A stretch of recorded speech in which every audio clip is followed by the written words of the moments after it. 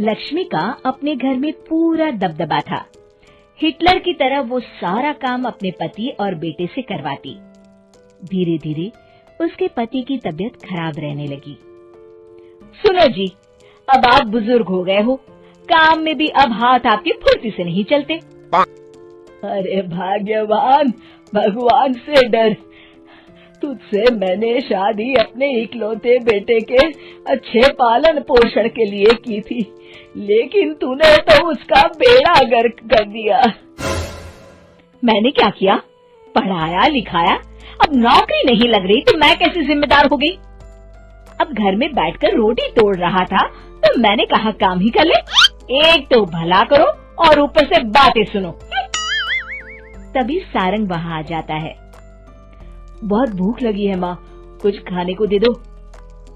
अब तुम्हारे पापा का हाथ तो चल नहीं रहा है, मैं ही जा रही हूँ आज किचन में, बनाती हूँ कुछ। हे भगवान, कैसे होगा इतना काम मुझसे? लक्ष्मी किचन में काम कर रही होती है कि तभी अचानक उसे आइडिया आता है। अरे मैं भी ना, अरे यहाँ तो फ्री की नौकरानी ला सकती हूँ मैं, फिर मैं क्यों खाना बना रही हूँ? उस दिन लक्ष्मी सारंग की पसंद का खाना बनाती है और बैठकर उसे बड़े ही प्यार से खिलाती है। खा ले बेटा, खा ले, पेट भर के खा ले। अरे रुक, मैं तेरे लिए ना गर्मा गर्म रोटियां लाती हूँ। सारंग और उसके पिता एक दूसरे की ओर बड़े ही हैरानी से देखते हैं।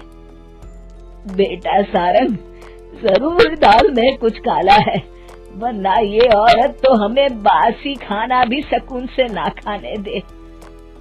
सुनील की बात लक्ष्मी सुन लेती है और जोर जोर से चिल्लाने लगती है।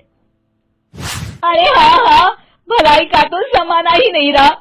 एक तो आग में खुद को जलाकर तुम लोगों के लिए खाना बना रही हूँ और ऊपर से तुम्हें दाल काली लग रही है। अरे माँ, पिताजी का ये मतलब नहीं था, तुम बुरा मत मानो। अरे हाँ बेटा, तू कहता है तो मान लेती हूँ। लक्ष्मी सारंग के पास बड़े ही प्यार से बैठ जाती है और फिर कहती है, बेटा मैंने ना तेरी शादी करने की सोच ली है, अब तेरे पिताजी के हाथ भी नहीं चलते, तो सोच रही हूँ तेरे लिए बीवी ले आऊं। अब पता नहीं ना मैं भी कब मर जाऊं। अब ऐसे भाग्य भी कहाँ है हमारे। क्या कहा?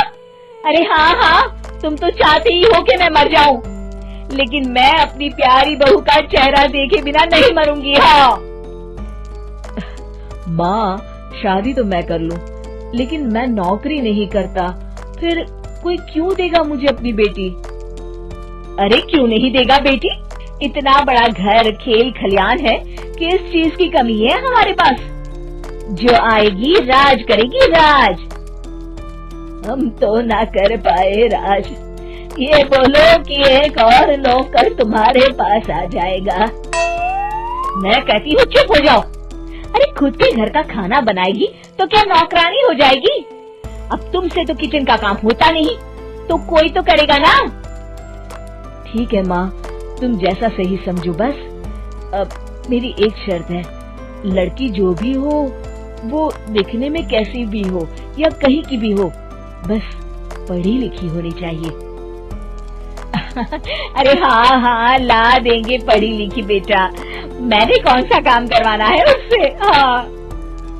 और फिर एक दिन पास के गांव की ही रति से सारंग की शादी हो जाती है। रति दिखने में बहुत ही सुंदर थी, साथ ही साथ काफी पढ़ी लिखी थी। रति को लक्ष्मी के सौतेले होने की बात पता नहीं थी। शुरू में जब रति ने सारंग को घर का काम करते देखा तो हैरान रह गई। अरे ये तो अच्छी बात है कि आप घर का काम करते हैं, लेकिन मैं तो घर में ही हूँ ना, आप क्यों कर रहे हैं जी? जाइए, आप नौकरी के लिए अप्लाई कीजिए ना। तभी लक्ष्मी वहां आ जाती है। अरे रति बहू, करने दे उसे काम। और हाँ, मेरे घर के कुछ नियम है, कायदे हैं, यहाँ बीच में ना ही बोलो तो तुम्हारे लिए अच्छा होगा। रति को लक्ष्मी की बात कुछ अजीब सी लगती है।